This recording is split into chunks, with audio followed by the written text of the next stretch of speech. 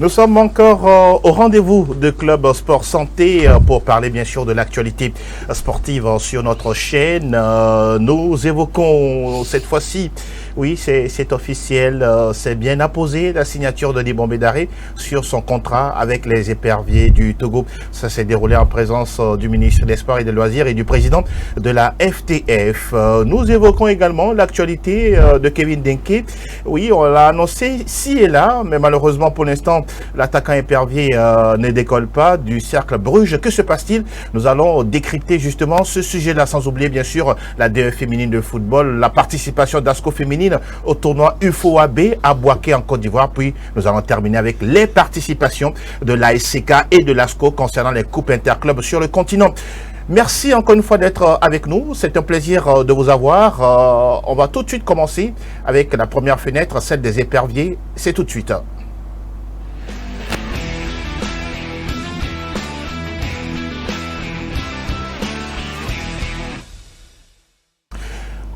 On va parler justement de ce sujet depuis déjà quelques heures. On le sait, Nibombé Daré a signé son contrat définitivement avec le ministère des Sports, la fédération, si on peut dire de manière résumée, avec l'État togolais. Bonsoir Etchebi Tengue. Bonjour Angelo, bonjour à tous les passionnés de cette émission. Très content de faire un comeback. Comment ça va pour ce samedi? Ça va, on est en pleine forme, la santé Super. y est et Dieu merci. Ça va. Et nous aussi, nous sommes très heureux de vous avoir sur ce plateau pour parler sport. Delaïté, bonjour et bienvenue. Bonjour Angelo, bonjour aux téléspectateurs, aux incursions de cette émission. Oui. Bonjour Tchavi, bonjour à tout le monde. Merci encore une fois de répondre également à ce rendez-vous de l'actualité sportive. Et Tchavi, oui, on le sait depuis quelques heures, on pourra le dire ainsi, Nibombé Daré c'est fait, c'est officiel. Il a signé son contrat avec les éperviers du Togo. Bon, voilà, en fait, la fin du feuilleton. C'est bon maintenant. Oui, c'est bon maintenant. On peut se dire que voilà, c'est fait. Même si ça a retardé un tout petit peu. Bon, ça a été toujours nos problèmes quand on parle bien sûr de la gérance. Aujourd'hui, on ne peut que noter la signature, et même si pour moi 3 ans de contrat c'est peu. Quand nous prenons le cas d'Aliou Cissé, c'est pas sur 3 ans, il a quand même réalisé ou bien fait des prouesses avec les Lions du côté du Sénégal. J'aurais aimé que le ministère et la FTF puissent s'entendre sur 5 ans pour pouvoir donner du temps à Nibombé Daré. On lui fixe tout de suite l'objectif de se qualifier pour la CAN 2025. Vous pensez qu'on se trompe d'objectif tout de suite déjà? Bien sûr qu'on se trompe, parce que là, est-ce qu'il a le temps pour ça? Bon, c'est la grosse interrogation. Mais en tant qu'entraîneur, il a fait sortir quand même une phrase amener le Togo sur le toit de l'Afrique. Qu'est-ce qu'il veut dire par là? C'est d'abord qualifier le Togo, comme lui-même il a affirmé de par cette sortie-là, également dans le cahier de charge, dans ce contrat. Mais bon, tout compte fait, nous sommes en football où tout est possible. Mais quand vous prétendez retrouver une équipe au niveau, il faut du temps.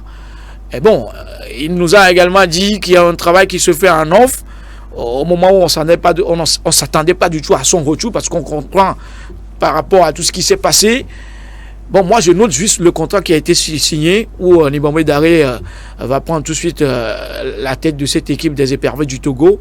On lui souhaite vivement beaucoup de réussite, même si ça va être très compliqué, on va l'accompagner. On va l'accompagner, en tout cas, c'est tout ce que nous, on peut souhaiter, tout le meilleur pour lui, avec la collaboration de Fernand. On pourra regarder les images de la signature où Nibombé Daré a posé, bien sûr, voilà, sa signature sur le contrat. C'était hier dans les locaux du ministère des Sports et des Loisirs, en présence de Madame le ministre et du président de la fédération, parce que derrière aussi, il y a une autre image où on voit Nibombé Daré avec Madame le ministre et justement le président de la fédération togolaise de football. Voilà les images.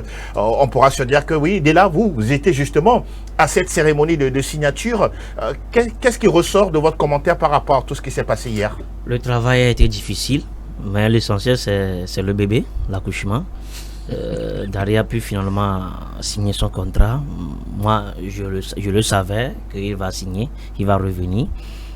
Hier, j'ai vu une équipe décomplexée. Chacun a mis de l'eau dans son vin. Quand on sait ce qui s'est passé autour de sa nomination, de son arrivée à Lomé, avant son départ, les problèmes, le ministre a dit, Daré a dit, la fédération a dit, chacun a intérêt s'arrache de guerre hier Ils ont compris que l'intérêt national doit primer hein, sur l'intérêt personnel.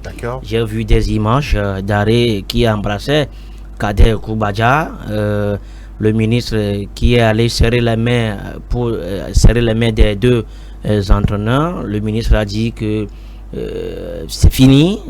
Il n'a jamais dit qu'il n'aimait pas d'arrêt. Le président de la fédération s'y a corroboré qu'il n'y a pas de guerre.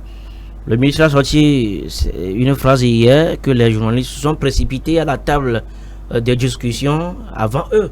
Parce qu'aujourd'hui, les réseaux sociaux constituent également au Togo comme une force, une coupe qui est bien tranchante, qui découpe les choses avant que les réalités ne soient présentées. Donc hier on a retrouvé une ambiance de bon enfant. Les deux techniciens Kader et Daré se sont mis ensemble. Même à la fin de la cérémonie, Daré même a demandé à Kader Koubadja de l'attendre au niveau du parvis hein, du ministère. Je les ai vus là d'échanger. Oui, ils sont parlés plus de 30 minutes après. Donc voilà. L'essentiel est que... Pour vous, ce sont de bons signes. Oui, ce sont des bons signes, mais il faut préciser que Daré et Kader n'ont pas des problèmes en avant, ils n'ont pas d'antécédents. C'est nous qui avons créé, c'est nous qui avons opposé. Pas nous. Ces deux personnalités. Vous qui? Bon, lui, dans ses déclarations, il disait qu'il ne voulait pas de Kader tout de suite en tant qu'adjoint. C'est technique. Oui, ce n'est pas parce qu'il n'aimait pas la personne. Il n'aimait pas la personne, il aime bien Kader. C'est question de compétence. C'est question de compétence aussi, c'est clair. Donc voilà. On est revenu. Daré a signé. Il peut commencer son travail. Il avait dit qu'il a déjà entamé le travail en amont et bientôt les fruits vont jaillir hein, sur le terrain. En tout cas, c'est ce que nous on attend, c'est les résultats. Justement, vous tendez si bien la main. On va parler du premier chantier selon vous. Par rapport à déjà la première phase, c'était la signature du contrat. C'est fait, c'est acté. Il a la tête tranquille, tout comme tout son staff. Maintenant, selon vous, c'est quoi son premier chantier? À quoi doit-il s'attaquer tout de suite? Oui, aujourd'hui, l'urgence c'est que le Togo doit goûter à la sauce hein, de la Coupe d'Afrique des Nations. Ça fait déjà trois CAN que le Togo a déjà raté. Maintenant, tout Togolais aspire voir l'équipe nationale du Togo à la CAN 2025. Voilà la mission que le ministère ou bien l'État togolais a signée à Daré Nibombé. Donc Daré Nibombé aussi sait qu'il doit faire le nécessaire possible pour amener le Togo à cette phase finale-là. Maintenant, la question que moi je me pose, est-ce qu'aujourd'hui Daré a les recettes nécessaires pour bien mener sa mission? Mais maintenant, lui-même, il croit en lui. Il se croit capable de mener à bon port avec le groupe laissé par Paolo Duarte. Oui, le groupe laissé par Paolo Duarte. Il a quelque chose. Angelo, il va falloir que le public sportif sache que Daré ne viendra pas avec un bâton magique pour changer des choses. Il va faire avec ce qu'il a sous la main, les Kevin Denke, les Jenny Dakonam, les Kodjo Azangbe, Karim Derman et tous les autres. Oui, donc voilà, l'urgence est là, la CAN 2025. Daré aussi est conscient. Alors, entre-temps, également, on nous avait annoncé, avant que vous ne parliez du chantier, comme quoi Kader allait diriger les 2 premières journées. C'est toujours d'actualité ou bien c'est bon? Non, Angelo, je crois que l'information a été mal passée. J'étais la première personne à sortir cette information-là. Parce que quand les discussions sont traînées, maintenant, l'urgence est là. Il va falloir qu'on envoie à temps les convocations. Maintenant, aucun membre de ce staff-là, ou bien le manager, ou bien le chargé de com ne peut pas le faire. Il va falloir nommer quelqu'un pour qu'il fasse ce boulot-là. Et c'est le sélectionneur adjoint. C'est le sélectionneur adjoint. Non, sinon le sélectionneur de l'équipe A'. Qui a été nommé à cette place. L'erreur est que au moment où Paolo Duarte a présenté sa démission, la fédération d'urgence doit nommer Kader Koubadja comme intérimaire. Ce qui n'a pas été fait. Voilà. La fédération s'est précipitée pour nommer Daré Nibombe. Or, les discussions ne sont pas encore abouties. Il va falloir qu'on nomme quelqu'un qui va gérer les affaires courantes, histoire d'envoyer les convocations et autres là, dans l'espoir de trouver un consensus au niveau de la signature du contrat de Daré Nibombe. Donc, voilà la mission principale qu'on a assignée. Cette partie, c'est enlevé maintenant. C'est déjà enlevé. Donc, Daré reprend les choses en bonne et due forme. Daré reprend les choses en bonne et due forme. C'est de l'amateurisme. On peut parler du chantier, allons-y. C'est de l'amateurisme total au niveau de la Fédération togolaise de football de par la communication. On ne peut pas là retrouver un entraîneur démissionnaire et tout de suite, on n'est pas sûr d'avoir un contrat où on nomme quelqu'un et après on nous dit qu'Adé prend le relais. Non, il va falloir qu'arriver à un moment donné, on sorte de cet amateurisme-là. Ça, c'est juste une parenthèse qui est fermée. Maintenant, pour le chantier de Nibombe Daré, pour moi, est-ce qu'il a quand même du vécu? Non. Est-ce qu'il a de l'expérience par rapport à une équipe nationale? Étant un ancien joueur, un ancien international, oui, mais en tant que sélectionneur, pour vous, ça devient un autre défi. Ça devient un autre défi où il faut toujours commencer quelque part, comme on dit. Comme toujours. Et quand un entraîneur n'est pas expérimenté, il faut bien l'entourer. Et c'est pour cela qu'il a insisté de travailler avec Abalo Dossé. Effectivement. Abalo Dossé a collaboré avec Claude Leroy. Plusieurs années. Avec un sélectionneur qui connaît bien sûr le football local. Bon, il a fait sortir beaucoup de choses. Aujourd'hui, pour moi, avec son staff, ça peut le faire. Mais ça va être très très compliqué. Ça va être très très compliqué. Mais vous avez souhaité tout à l'heure qu'on soit patient et qu'on croise les doigts pour lui. Oui, c'est là où la patience surgit dans ce que je dis. Au moment où il n'a pas du vécu, il n'est pas expérimenté pour conduire une équipe, il faut du temps. Aliou Cissé a entraîné quelle équipe avant de débarquer à la tête du Sénégal? Et rien. Mais avec le temps, on a senti que voilà, il a beaucoup de qualités. Maintenant, il faut donner du temps à Daré. Il est champion d'Afrique. C'est bien vrai, lui aussi, il a un rêve de qualifier le Togo pour la Coupe d'Afrique des Nations, comme l'a fait ses aînés, Paul Zougbede, Kodjovi Mawena, et que ces gens connaissent, Tchanine Tchakala, Bana également. Bon, pour moi, le chantier est très très grand. Maintenant, en tant que Togolais, nous, on est là tout à l'heure accusé la communication au niveau des journalistes. Nous, on dit ce qu'on voit, ce qu'on attend. On apporte l'information. Il a failli nous accuser par rapport à la mauvaise communication. Le décor par rapport au traitement de l'information. Bon, voilà. Quand il y a des rumeurs, nous, parfois, on s'en tient à ça pour sortir la vérité. Et surtout quand les officiels ne veulent pas parler. Bien sûr. Pendant un moment, et ça, c'est la faute à la communication au niveau de la ETF. D'accord. Et je crois que c'est l'occasion jamais de dépasser ce niveau-là. En tout cas, Daré, on est très content de retrouver un local. Maintenant, est-ce qu'il aura les moyens nécessaires pour pouvoir faire son boulot comme on l'a fait les Occidentaux? Ça reste l'interrogation. Mais ce qu'il nous faut, c'est de l'accompagner en tant que Togolais pour que nous arrivions vraiment à la réussite. Vous le dites si bien, parce que nous, notre souhait, c'est de pouvoir commenter les victoires, les triomphes des éperviers à chaque fois, à chaque sortie. Et c'est ce que nous souhaitons. Dans le contrat, on parle justement d'une durée de 3 ans. On parle d'un montant, d'un salaire de 12 millions de francs CFA.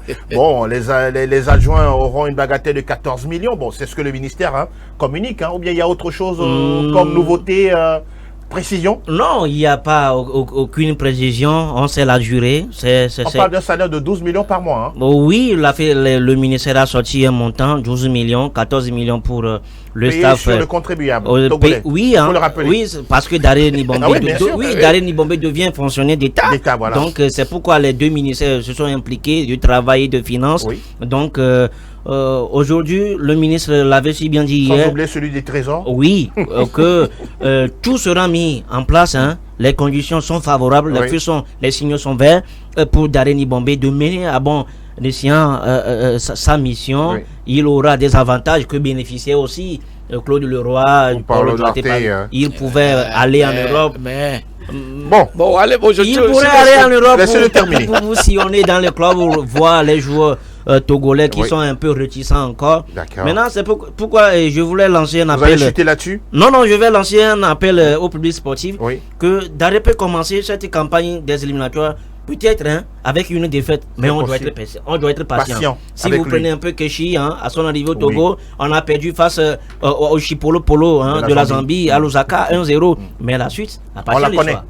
Vous le dites si bien. On va continuer cette émission pour parler toujours épervier, mais cette fois-ci, côté joueur, il s'agit de Kevin Denke, parce que là, il a terminé une magnifique saison l'année dernière en étant meilleur buteur de la Jupiler League.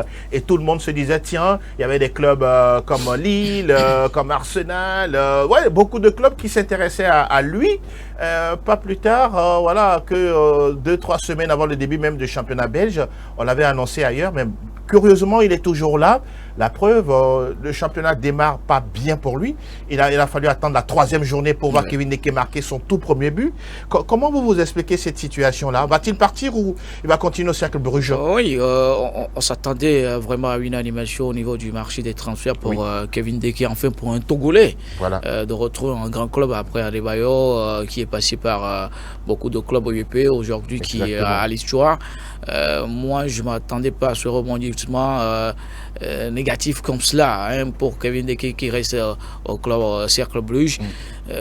D'abord au niveau du joueur, psychologiquement on sent en même temps qu'il est touché, n'est-ce pas? Oui, parce qu'il a fait une bonne saison où il s'attendait à beaucoup par rapport à son transfert, histoire de retrouver un grand club pour mieux s'exprimer. Mais bon, c'est pas encore terminé, on peut retrouver le mercato on est jusqu'au 31 août. Jusqu'au 31 août, le mercato d'été. Il y a toujours des équipes qui se bousculent derrière lui. Mais bon. La dernière rumeur, il y a un club qui voulait l'enrôler à 10 millions. Le club dit non. Non, c'est insuffisant. Maintenant, c'est à 20 millions d'euros. C'est insuffisant d'abord pour le joueur et pour le club qui veut gagner aussi sur Kevin Denke. Mais bon, on doit s'attendre quand même à tout. On demande également à Kevin Denke de continuer pas à travailler parce que les grands joueurs ont connu également ce petit côté dans leur carrière. Mais au fil des années, ils ont su quand même relever la tête avec un grand club retrouvé. Donc c'est lui qui doit toujours continuer pas à travailler. C'est là où je déplore également l'élimination pour l'Europa League qui n'a pas été avec MK Molde qui les a battus. Une fenêtre encore plus élevée. Oui, pour pouvoir le voir au haut niveau, mais la Conférence Ligue également, c'est pas si mal. Et juste qu'il faut continuer pas à travailler, pourquoi pas s'exprimer avec les éperviers du Togo pour encore taper dans l'œil des grands clubs européens. On va beaucoup continuer pas à prier pour lui, pour qu'il puisse retrouver un grand club et s'exprimer mieux. Vivement, c'est ce qu'on souhaite pour Kevin Denke, mon cher Dela, sur le cas de Kevin Denke. Oui, Kevin Denke, tout le monde le voyait partant. Vous avez plusieurs fois j'ai plusieurs fois annoncé. À Las Rome, Atletico, Girone, Marseille, Lyon. Mais au finish, Kevin Denke est toujours au Cercle Bruges. L'autre fois, le directeur sportif du Cercle Bruges a fait une déclaration que ce n'est pas les offres qui en manquent. Il a toujours des offres et ils sont. Et qu'est-ce qui bloque alors? Non, parfois c'est la vie aussi du joueur. Parce que selon il n'a pas envie de quitter. Il a envie de quitter, mais parfois les offres qui viennent, ça l'aide pas. L'argent n'est pas beaucoup. Les clubs proposent des montants qui sont en dessous de ce que Cercle Bruges a demandé. Les informations l'autre fois venant du Naples, comme quoi il est annoncé pour remplacer Osimhen. D'aucuns disaient que c'est lui-même qui a refusé aux dernières minutes ce transfert-là. Quelle est la raison? On ne l'a pas évoqué. Mais le mercato n'est pas encore terminé. C'est le 31 août. Exact. On attend. On a encore des heures ou bien des jours devant. Ça peut aller très vite. Quand on sait qu'en Europe, les transferts se font à des minutes. Mais espérons voir Kevin Denke à la hauteur. Parce j'ai vu un joueur qui a été touché moralement. Il va falloir qu'on l'aide psychologiquement. Vous l'avez si bien dit, il s'est attendu 2 jours avant de marquer son premier but de la saison. C'est le souhait, pour Kevin Denke, un super joueur qui fait la fierté du Togo à l'international. Nous ne pouvons que croiser les doigts pour lui, pour qu'il trouve un port d'attache mieux que Cercle Bruges. Pourquoi pas la Première Ligue, la Liga espagnole, voilà, des championnats qui vont bien sûr au profil, sinon au potentiel de l'attaquant togolais. On va parler d'un autre tournoi, cette fois-ci le tournoi FOAB des dames qui se déroule actuellement à Bouaké en Côte d'Ivoire. Je vois Dela qui sourit parce que il s'est passé quelque chose avec l'ASCO féminine, une équipe qui menait 3-0 et qui avait besoin juste de conserver ce score et se qualifier pour les demi-finales. qui a été finalement battu 4-3 avec un carton rouge pour les Togolaises. Et là, waouh, ça fait mal d'en parler, mais c'est la triste réalité. Angelo, quand on était à 3-0, j'ai coupé ma connexion. Je me disais que on a déjà réussi à se qualifier pour la demi-finale. Voilà. À ma grande surprise, je suis aussi en tête dans les tractations de la signature du contrat de Daré et j'ai ouvert ma connexion. J'ai vu 3-1. Ah, je me suis dit qu'ils vont faire tout possible pour garder ce score-là. Oui. Au finish, égalisation 3-3 et 4-3. Incroyable. Incroyable. Qu'est-ce qui s'est passé? Il s'est passé beaucoup de choses. Il se fait que les joueuses doivent jouer ou bien doivent voyager avec des passeports. Le coach d'Asco n'avait que 12 joueuses sous la main. Vous voyez un peu la situation?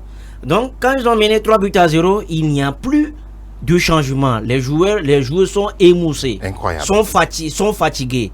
Il doit avoir des changements. Quand ils retournent sur le banc, il n'y a personne. Il n'y a personne. Et dans cette situation encore, on a eu un carton rouge. L'équipe a évolué à 10 pendant 35 minutes. C'est une situation extraordinaire. Hein? Situation extraordinaire. Wow. Or, Inter d'Abidjan, l'équipe championne, joue devant son public. Oui.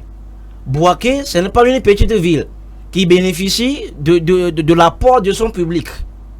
Comment on peut surmonter cette pression-là en infériorité numérique?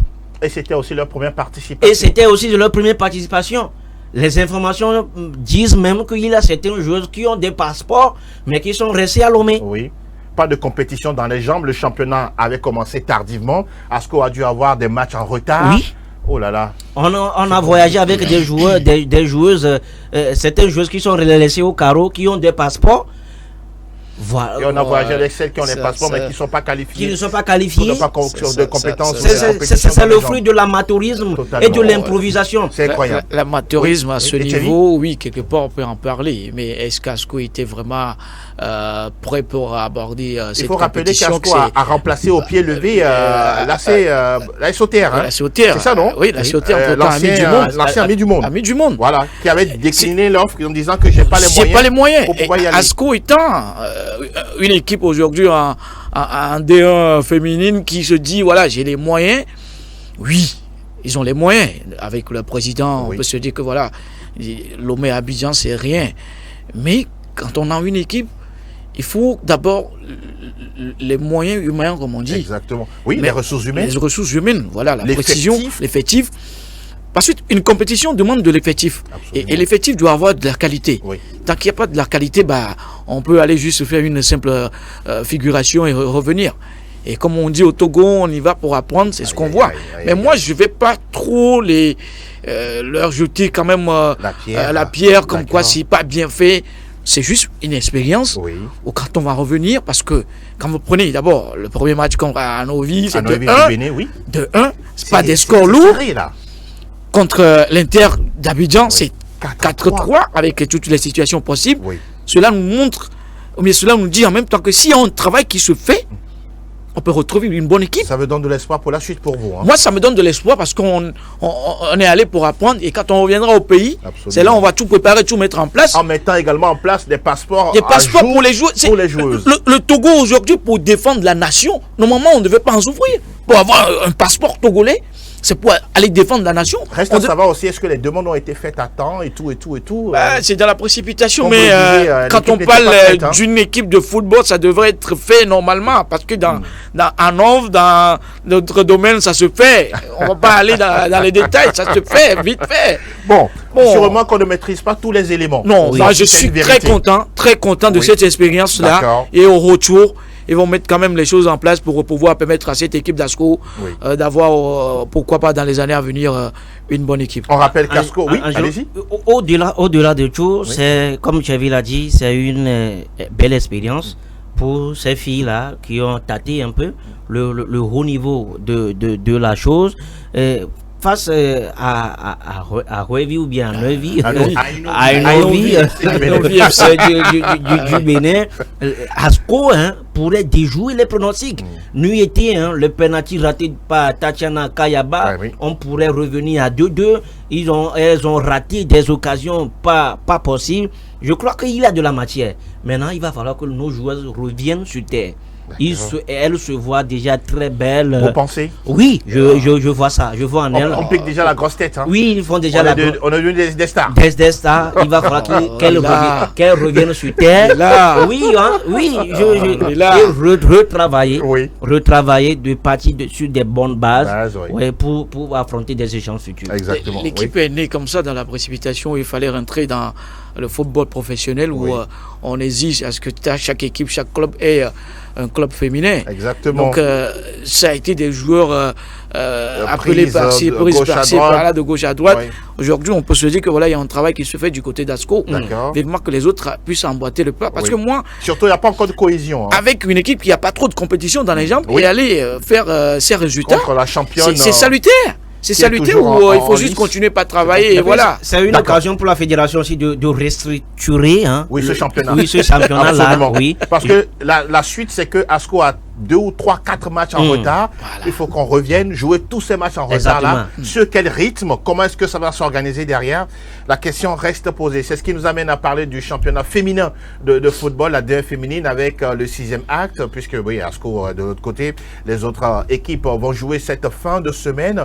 On va regarder grâce à Fernand le graphique annonçant le match ou les matchs de la 6e journée du championnat féminin de foot, puisqu'il y a des matchs dans les poules A et B. Déjà, on a US Samou face à l'Entente 2 à 15h. RFC accueille Winner Girls. Barracuda va jouer contre l'équipe d'Atleta qui n'a toujours pas enregistré la moindre victoire cette saison. Dans la poule B, on a Fouadan, Semassi.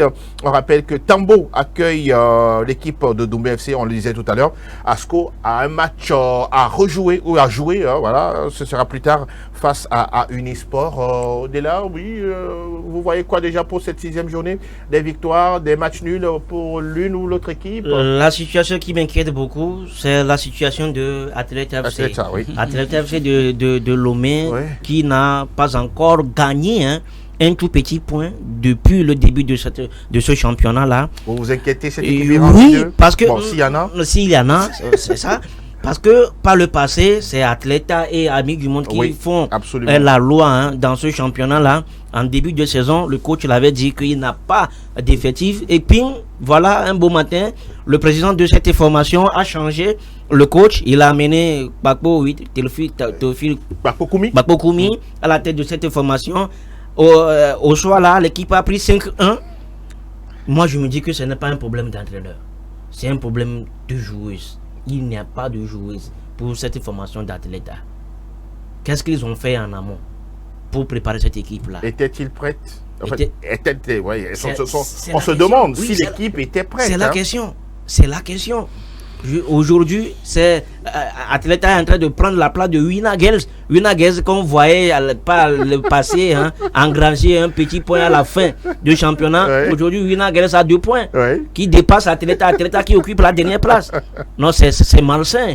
Il va falloir qu'on révolutionne notre football. On pense autrement. On laisse les problèmes de personnes à côté et on fait face à la gestion de notre football. Visiblement, cette équipe d'Atleta a tous les soucis du monde. Oui, la gestion du football, c'est les moyens. Quand vous n'avez pas les moyens, c'est... Vous n'êtes pas obligé aussi. C'est une gestion limitée. Voilà, vous avez dit quelque chose, vous n'êtes pas obligé. Vous n'êtes pas obligé. Vous n'êtes pas obligé. Vous n'êtes pas obligé, mais il faut penser également à la jeunesse qui n'en demande que juste de taper dans le ballon. Aujourd'hui, Atleta, vous avez fait cas tout à l'heure d'Atleta Amis du Monde qui faisait la loi dans le championnat féminin au Togo. Mais quand d'autres clubs se créent et qui sont plus d'ambition, de moyens, mais moi qui suis une joueuse, on me demande de venir jouer à un temps de gagner quelques billets à la fin du mois plus que ce que je gagnais. On va filer, à Atleta, je file parce qu'on court après tous l'argent.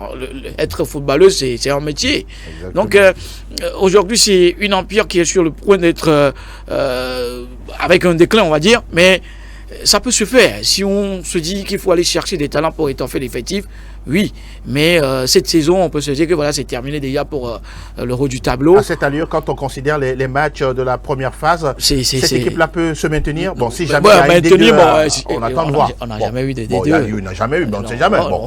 C'est la nouveauté cette saison. Il faut des équipes pour jouer la D2.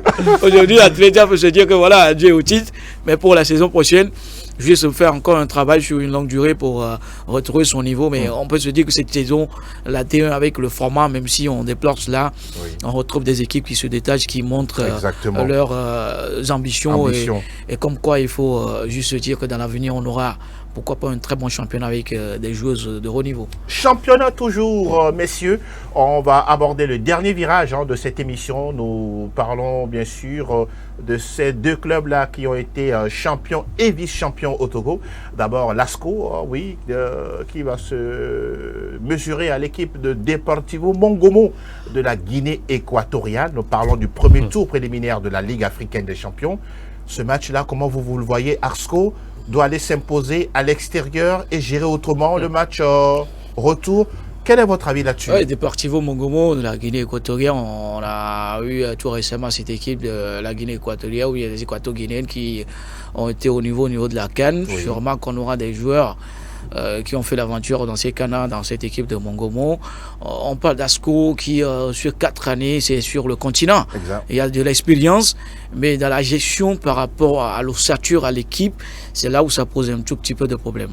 On a eu... Vous voyez que l'effectif non, l'effectif aujourd'hui, la qualité, c'est pas tout à fait ça. Quand on prétend... Dans quel secteur? Dans tous les secteurs possibles. Quand je prends le gardien, aujourd'hui, le gardien qui, par rapport à tout ce que l'ASCO a connu dans cette aventure continentale, c'est pas un gardien qui est au niveau. Il faut des bons gardiens pour aller loin. Quand on prend également la défense, c'est pas ça. Presque toute l'équipe, la qualité, non, mais on peut compter également avec il y a quand même de bons joueurs, Etchevi. Oui, des bons joueurs ne font pas une bonne équipe. Oui, les bons joueurs ne font pas une bonne équipe. Angelo, on a eu Bodé Sabour. Bon, aujourd'hui, l'expérience dans la gestion sur ces rencontres-là, il y en a. Je parlais de la qualité. Est-ce que la qualité a de l'expérience? Denis Abalo, Issam Tchadjobo, Kenkoui qui n'est plus dans cette équipe-là. Il faut aller gérer ce match. Vous espérez mieux? Vous voulez plus? Moi, j'espère mieux plus que ça, même si le président, même dans une radio de la place, a dit qu'ils ont aujourd'hui l'envie de faire venir les joueurs, mais il y a ce moyen qui manque où les joueurs également se disent que voilà, venir dans une équipe qui n'a pas un bon championnat, se retrouver dans une région où il n'y a pas trop de vie.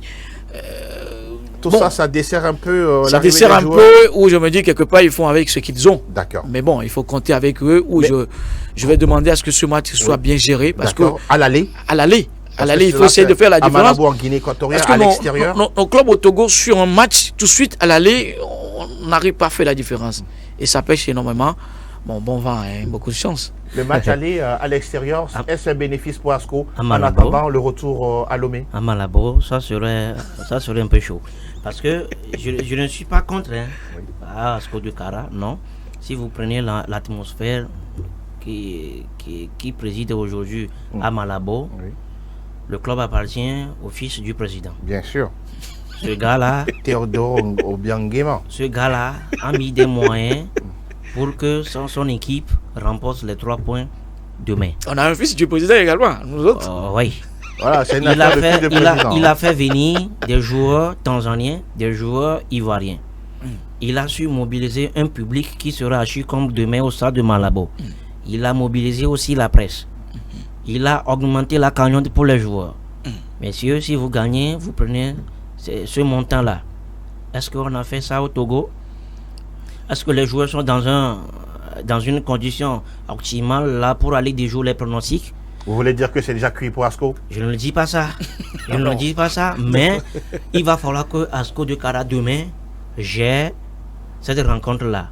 Si advenait qu'il y en aura une défaite, ne pas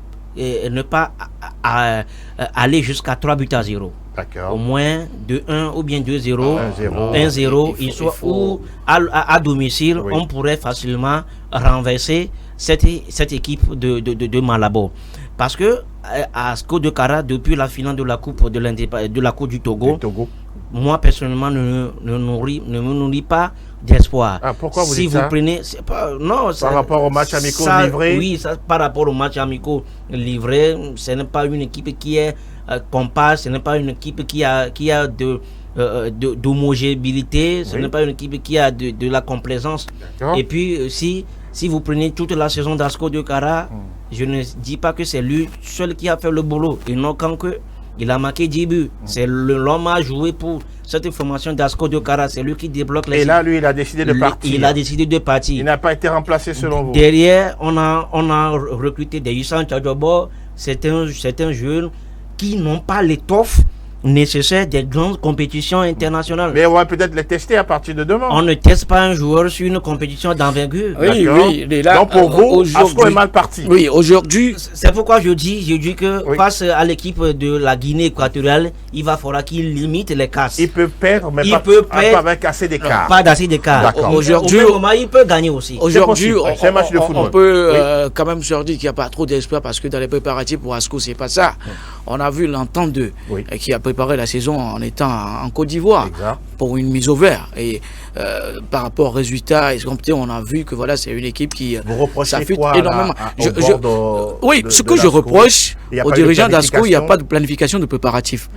Parce que quand on parle d'un continent, il faut s'armer comme des militaires qui vont sur un champ de bataille pour aller... Il faut rappeler également que la saison n'a pas été vite terminée au Togo. Mais même si la saison n'a pas été vite terminée, on a eu du temps pour se préparer. Angelo, Asco a eu du temps pour se préparer. On ne peut pas prétendre aller jouer un match face à une équipe championne de la Guinée et jouer contre les 8-20 à Lomé.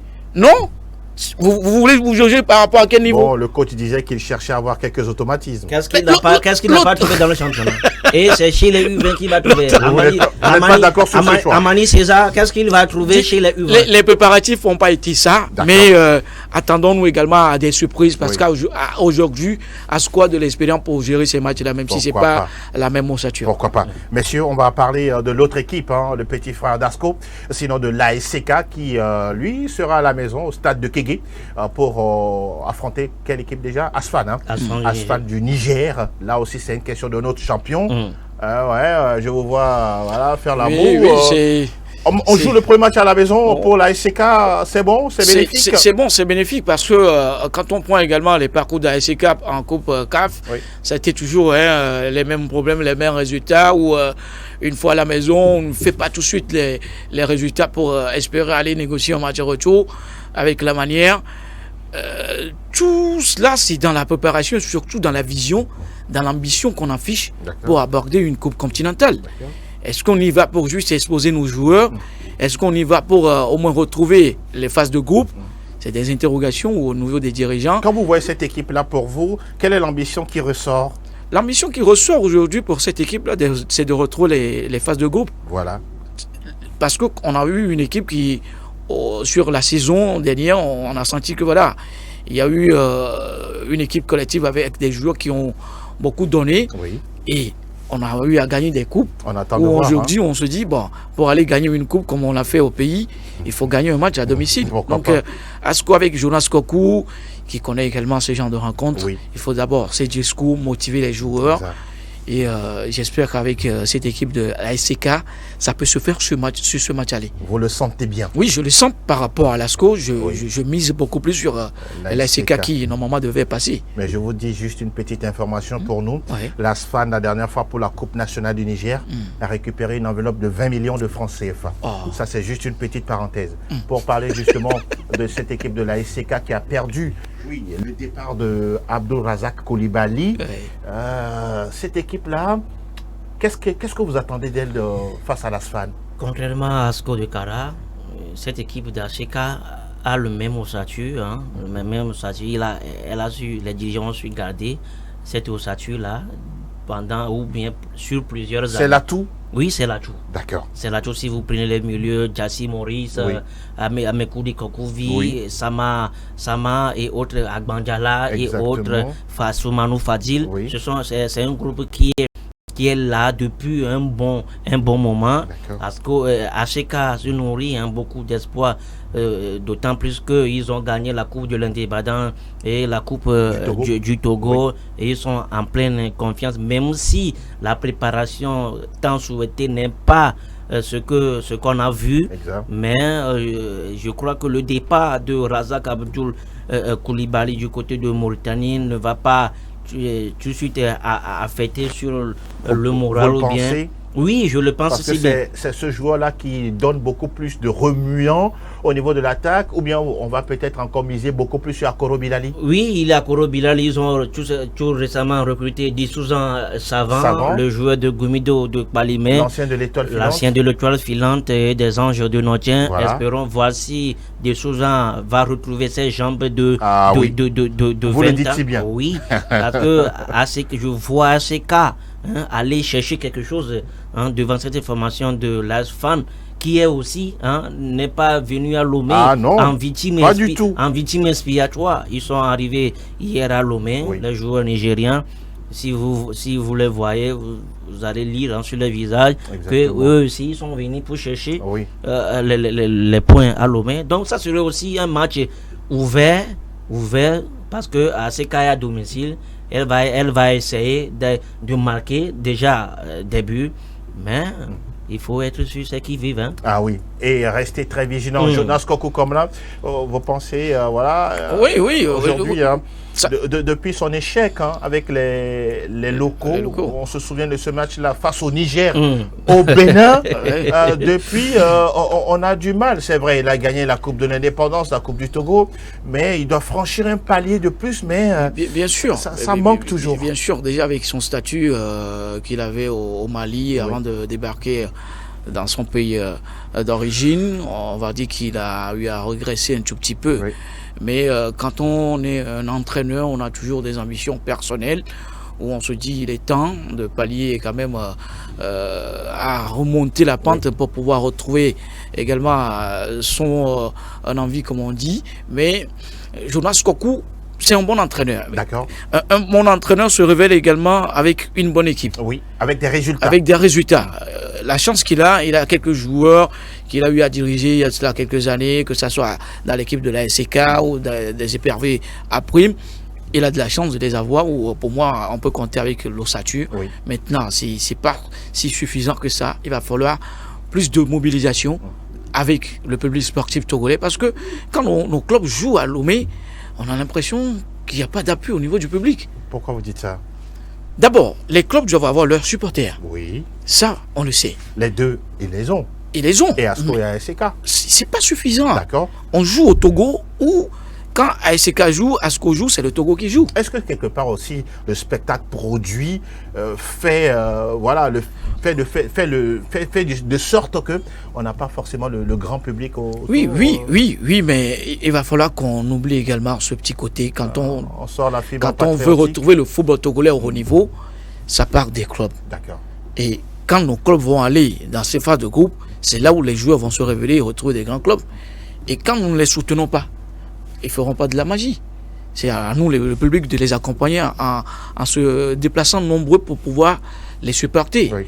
Et je crois qu'avec l'appui du public, ça c'est un travail de la communication. Absolument. De la cellule de l'ASCK. Et si ce n'est pas fait, le public aujourd'hui au Togo se contente de se retrouver autour de la bière, à la plage. Et tout ce que vous voulez avec. C'est ce que je voulais aborder. Pour conclure. C'est le travail de la cellule de communication des clubs. Aujourd'hui, nous sommes à la veille de cette expédition-là. On ne sentait même pas cette fièvre-là. Si vous prenez 10 personnes, c'est peut-être 2 personnes qui savent que demain, à ACK ou bien ASCO de Kara. Problème de moyens? Non, c'est pas un problème de moyens. Mais l'entrée aussi, au moins l'entrée à 500 francs, 1000 francs. Oui, c'est à 500, mais est-ce que le public est au courant? Il faut au moins quelques caravanes dans la ville de Lomé, de Kara, pour mobiliser le public. Des affiches parties et par là. Un peu partout, mais malheureusement, ce n'est pas le cas.